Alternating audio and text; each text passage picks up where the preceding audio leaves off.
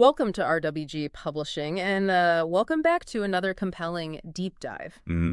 Today, we're opening up a really comprehensive look at a presidency that, well, let's face it, sparked intense conversations and profoundly reshaped the American landscape.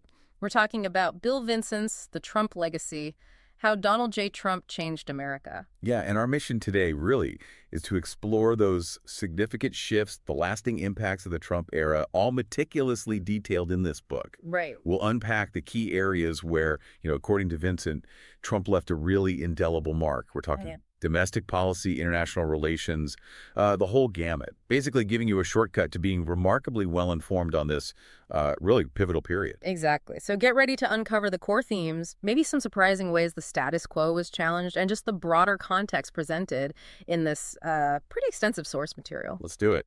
Great. Let's begin at the very start. Vincent's book paints a vivid picture of Donald Trump's entry into politics as a true political outsider.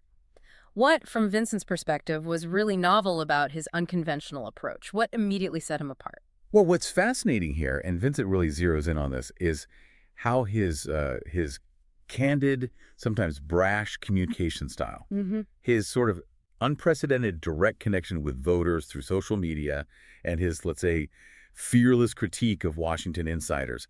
It didn't just distinguish him. Vincent argues it basically revolutionized the campaign playbook. Revolutionized, okay. Yeah, the book emphasizes he wasn't just, running a campaign. He was, in Vincent's words, leading a movement, tapping directly into the anxieties, the aspirations of what he called a forgotten and frustrated electorate. Right, that forgotten segment. Exactly. Vincent argues this whole crafting of a vision for a strong, self-reliant, and sort of unapologetically proud America just deeply resonated.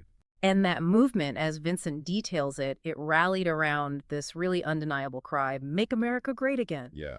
Now, many of us, we associate it primarily with Trump, right? But the book mentions a surprising historical link. What did Vincent find about its origins? And maybe more importantly, what was different about Trump's use of it that made it so effective this time around? Absolutely. So while Trump definitely amplified it for a new era, Vincent explains the phrase "Make America Great Again," actually, had roots back in Ronald Reagan's 1980 campaign. Reagan, okay, didn't know that. Yeah, but Trump's version, as the book meticulously illustrates, it wasn't just like a nostalgic echo. It kind of functioned as this aspirational blank slate. Interesting phrase, blank slate. Right. It allowed millions of voters to project their own hopes, their frustrations, their, yearnings onto it. Vincent argues it connected on a really emotional level, speaking to this deep sense of frustration and loss, while promising to restore an America that was the world's unquestioned economic powerhouse, with secure borders and a strong military. So broad appeal. Very broad, inclusive in its appeal, and profoundly aspirational, according to Vincent. That made it incredibly powerful in capturing the mood of that electorate. So it wasn't just a slogan then, it was more like this aspirational mirror reflecting an electorate that felt overlooked. That seems like a crucial distinction Vincent makes. He also dedicates significant attention to Trump's communication style itself. How did he manage to simplify these, often complex issues so effectively? And did the book touch on any long-term consequences or shifts this direct communication brought to the political landscape? Vincent really portrays him as a master at distilling complex issues into digestible, relatable messages, intentionally focusing on big, bold promises rather than, technical jargon. Cutting through the noise. Exactly. The book highlights his unconventional campaign tools, the skillful use of media for constant, often free wall-to-wall media coverage. Oh, His personal control of Twitter to, quote, bypass the traditional media filters and speak directly to millions, and turning his rallies into these almost rock concerts that energize his base. right. The rallies were something else. They were. And this direct line, Vincent argues, profoundly redefined the relationship between a political leader and the public, especially in the digital age. It created this powerful sense of community, shared purpose among his supporters that, Vincent suggests continues to resonate. Okay, so with that powerful, almost direct line to his base established, how did he then channel that energy and the whole America First philosophy into actual economic policy once in office?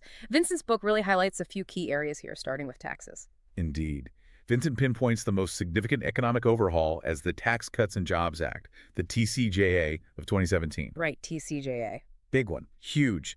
This act slashed the corporate tax rate from 35% down to 21%. And the book notes that was the largest one-time reduction in U.S. history. Wow. Vincent explains the goal was pretty clear. Spur investment, create jobs, accelerate economic growth. It also doubled the standard deduction, expanded the child tax credit, aiming to put more money basically into individual pockets. But not without criticism. No, definitely not. Vincent also reports that critics, as detailed right there in the book, raised concerns about disproportionate benefits maybe going to the wealthy and corporations, right, and a potential increase in the national debt. It presents both sides. Gotcha. So tax cuts were one side of the coin. Deregulation was another massive push, often framed as, unleashing the economy. What was the actual impact of measures like that 2-out, 1-in executive order, and how did Vincent frame the sort of trade-offs involved in those decisions? Absolutely. So January 2017, Trump enacted that 2-out, 1-in order. Required 2 existing regulations to be eliminated for every new one brought in. 2-out, 1-in. Simple concept. Yeah, and the administration, as Vincent reports, claimed a pretty remarkable 22 regulations were rolled back for every new one just in the first year. 22. The book gives examples like rolling back the Clean Power Plan to boost energy production, streamlining the NEPA process, that's the National Environmental Policy Act, for infrastructure projects. Right, speeding things up. And scaling back parts of Dodd-Frank, the financial regulations from after the '08 crisis to help smaller banks. Vincent frames these actions as deliberately unleashing the American economy. But the trade-offs. Yeah. The book also covers critics who voice concerns about potential environmental harm, workplace safety, financial risks. Vincent highlights it's a complex debate, inherent in these big policy shifts. And then there was trade, arguably one of the most recognizable pillars of America First. Oh, definitely. How did the renegotiation of NAFTA into the USMCA and that trade situation with China, how did that represent a departure from previous approaches? And what was Vincent's core analysis of the objectives there? His aggressive stance on trade was truly defining.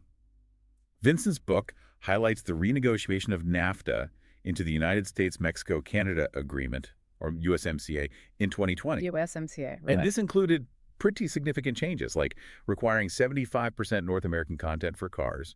That was up from 62.5% under NAFTA. Okay. A provision for 45% of auto content to be made by workers earning at least $16 an hour, even in Mexico. And increased access for American dairy farmers to Canadian markets. So specific industry protections built in. Exactly. Vincent frames these as more than just, economic tweaks. He argues they represented a really significant philosophical shift, kind of embedding a new type of industrial policy directly into a major international agreement, all to protect American workers and industries. That was the stated goal. And China. Right. Then you had the trade dispute with China. Tariffs were imposed to counter what Trump described as unfair trade practices, things like currency manipulation, intellectual property theft. Yeah. This fundamentally altered decades of U.S. trade policy. Yeah. A really big shift. Okay, the depth of these changes is truly something. And if you're finding this deep dive as fascinating as we are, you'll definitely want to get your hands on the source material itself. Yeah, Bill Vincent's The Trump Legacy, How Donald J. Trump Changed America, goes into incredible detail on every one of these points. It's really a comprehensive look at the policies, the philosophy behind them. It offers a complete picture of these transformations and, importantly, the reasoning Vincent attributes to them. Exactly. So to really dig in, see all the sources and the context for yourself, you can find the book on Amazon. We'll drop a link for you right there in the description. It's a super valuable resource for anyone looking to truly understand this pivotal period in American history. Definitely worth checking out. Okay, shifting gears a bit now. The book discusses a significant emphasis on national security and a foreign policy based on peace through strength. How did Trump work to rebuild the military, according to Vincent? And what was the underlying strategic vision he attributes to those efforts? Vincent points to a pretty substantial increase in the first defense budget, something like $54 billion. Wow. Yeah, focusing on modernization, advanced weaponry, cyber warfare capabilities. And a real testament to this sort of forward-thinking approach, as Vincent notes, was the creation of the U.S. Space Force in December 2019. Space Force, right. The first new branch in a long time. Over 70 years, yeah. First new branch. The administration also prioritized support for military families, increased pay, improving VA health care. Vincent frames all this as part of a broader vision to project strength and deter adversaries. Now, his approach to international alliances, particularly NATO, that was certainly unique, sometimes challenged long-standing norms. Mm-hmm. Very much so. How did Trump's perspective challenge that traditional thinking on alliances? And what did Vinson highlight as both the rationale behind it and maybe the ultimate outcome of that pressure? Well, Vinson details Trump's view pretty clearly. Hmm. The U.S. was carrying unfair burden. That was the core argument. So he pushed NATO allies pretty vigorously to meet their 2% GDP defense spending target. The 2% target, yeah, that came up a lot. It did. And while critics argued, this alienated allies maybe risk alliance cohesion, the book highlights Vinson's argument that this pressure actually, quote, resulted in increased defense spending among NATO members. Mm-hmm. So Vinson suggests it was maybe a necessary recalibration, framing it as a leader willing to disrupt established dynamics to get what he saw as a more equitable distribution of defense responsibility. Okay. He also pursued some really unconventional diplomacy with adversaries, notably North Korea. Right. How did that dramatic shift in engagement change the dynamic? And what did Vincent conclude about its effectiveness, even though, specific denuclearization agreements were kind of vague? Indeed. Vinson's book detailed a really dramatic shift from that initial fire and fury rhetoric. Yeah, I remember that. To historic summits with Kim Jong-un. Singapore in 2018, that meeting in the DMZ. And while, specific denuclearization agreements stayed vague, Mm-hmm. Vinson notes that these efforts resulted in a significant de-escalation of tensions. De-escalation, okay. Yeah, and crucially, fundamentally changed the trajectory of U.S.-North Korea relations. The book points out North Korea didn't do further nuclear tests or long-range missile launches during his presidency. Vinson suggests this direct leader-to-leader engagement offered a different path forward than maybe the traditional diplomatic channels could. Interesting take. But perhaps one of the most heralded diplomatic achievements, as the book argues, came in the Middle East. Ah, yes, the Abraham Accords. Exactly. Tell us about those. So this refers to the Abraham Accords in 2020. They normalized relations between Israel and the United Arab Emirates, Bahrain, Sudan, and Morocco. A big deal. Huge. Vinson calls this a historic diplomatic achievement, driven, he argues, by shared security concerns, especially regarding Iran, and also significant economic incentives. The U.S. played a crucial role, offering practical incentives like the sale of advanced F-35 fighter jets to the UAE. Vinson explains these accords basically shattered old paradigms, moved away from the traditional Palestinian-centric approach, fostered this new era of cooperation and stability in the region that the book emphasizes was pretty much unprecedented. And in counterterrorism, Vincent highlights some clear victories there, too. He does. The book emphasizes the defeat of ISIS as a territorial force. The liberation of key strongholds like Raqqa and Mosul. Right, taking back territory. Vincent also highlights the targeting and elimination of key terrorist leaders, Abu Bakr al-Baghdadi in October 2019 and Qasem Soleimani in January 2020. These actions, Vincent argues, were significant victories in the fight against global terrorism, demonstrating, in his view, a bold, decisive leadership approach that prioritized direct action against perceived threats. Okay. Let's shift back domestically. Few issues were as central to the administration's platform as border security. Definitely a cornerstone. Beyond just the focus on building a physical wall, what did Vincent highlight as the core principles and maybe the outcomes of this administration's approach to border control? Trump's administration absolutely made securing the border a defining feature. Strong focus on building a wall along the U.S.-Mexico border. And by the end of his presidency, Vincent reports hundreds of miles of new barriers had been erected, often, replacing or reinforcing existing structures. So new construction and upgrades. Right. The book also details the implementation of zero-tolerance policies, increased deportations, which Vincent frames as necessary for national security and immigration enforcement. But again, controversy. Vincent also reports critics raise concerns about the dehumanization of immigrants, potential environmental impacts. And he also notes the Supreme Court's ruling against the termination of DACA, the Deferred Action for Childhood Arrivals program, back in June 2020. That allowed it to temporarily continue, which just illustrates the complex legal battles surrounding all these policies. Right, a lot of moving parts. Now, perhaps his most enduring legacy, as Vincent's book argues pretty strongly, is his transformative impact on the judiciary. Oh, without a doubt. This is huge in the book. How did Trump's appointments truly transform the federal judiciary? And what was Vincent's sort of long-term assessment of this shift? Vincent calls it, flat out, a transformation of the federal judiciary. During his 4 years, Trump appointed over 230 federal judges. Wow, 230. Yeah, including 3 Supreme Court justices, Neil Gorsuch, Brett Kavanaugh, and Amy Coney Barrett. Vincent explains the clear goal was to appoint judges who would strictly interpret the Constitution, adhering to principles like originalism and textualism. Originalism, textualism, key concepts there. Exactly. This, the book argues, ensured a conservative judicial balance for potentially decades to come, profoundly shifting the ideological makeup of the appellate circuits and the highest court. Vincent really highlights this as a deeply strategic and long-lasting achievement from the administration's perspective. Connected to that judicial focus, the administration also championed religious liberty as a core principle. What specific steps did they take, both here at home and on the global stage? And what was Vincent's interpretation of this as, like, a central tenet for them? Vincent details deliberate steps taken to protect religious groups. Domestically, this included executive orders designed to shield religious organizations from mandates, like the ACA's contraceptive mandate, reaffirming students' rights to religious expression in public schools. The book also notes efforts to weaken the Johnson Amendment, which aimed to allow religious leaders greater political speech. And globally. Globally, Vincent highlights the launch of the Ministerial to Advance Religious Freedom. This was where the administration actively challenged nations, like China, on the persecution of Uyghur Muslims. Vincent frames all these actions as a consistent upholding of religious freedom as a foundational American value, according to the administration's view. Okay.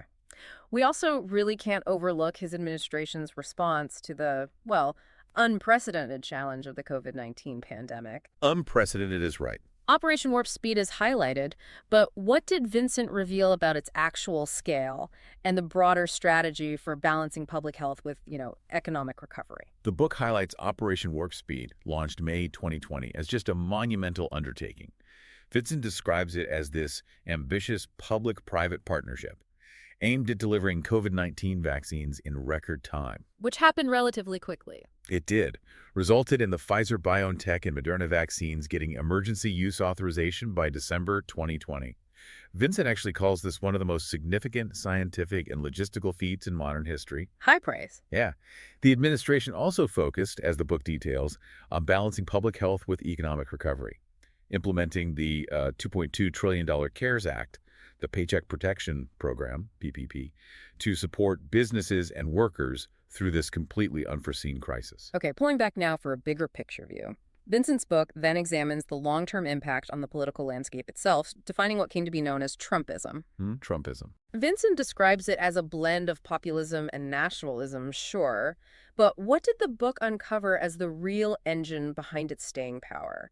And how did it impact voter realignment? Well, Vincent argues that Trumpism offered more than just policy. It provided an identity, almost, a profound sense of being seen by a political leader who deliberately positioned himself against the quote-unquote establishment. More than just policy, an identity. Yeah, the book explores how this wasn't simply about economic grievance, although that was definitely a powerful driver, but also a cultural and social reaction. Vincent details a significant realignment of Republican voters, appealing particularly to working-class, rural, economically disaffected communities, especially in those Rust Belt states. Right. The Rust Belt shift was key. And it even notes inroads with some Hispanic and African-American communities, challenging traditional party allegiances by focusing on issues like job creation, criminal justice reform, economic opportunity.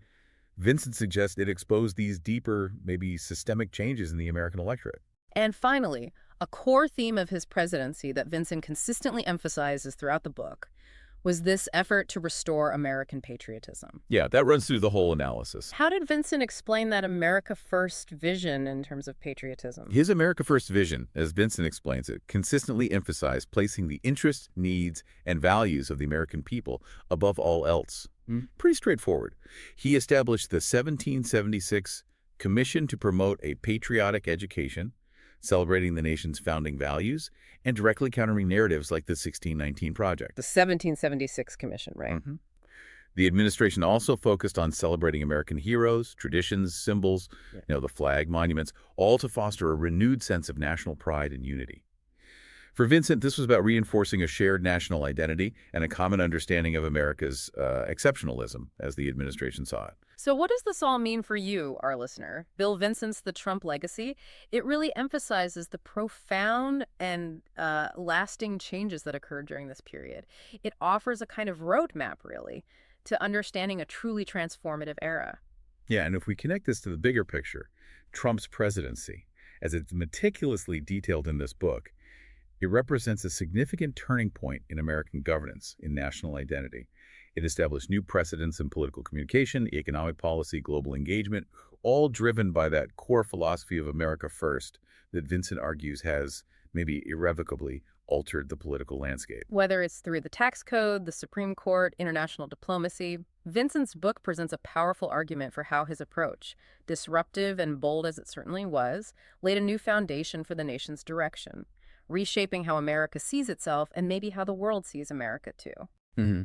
The book basically posits that Trump's legacy as a leader who was absolutely willing to disrupt the status quo has left us with a new framework for understanding this interplay between populism, national interest, and that enduring quest for American greatness. How might these shifts, continue to redefine the very fabric of our political discourse, our national purpose in the coming decades? That's really a question, I think, for all of us to consider as we move forward. And that's our deep dive into Bill Vincent's The Trump Legacy, How Donald J. Trump Changed America.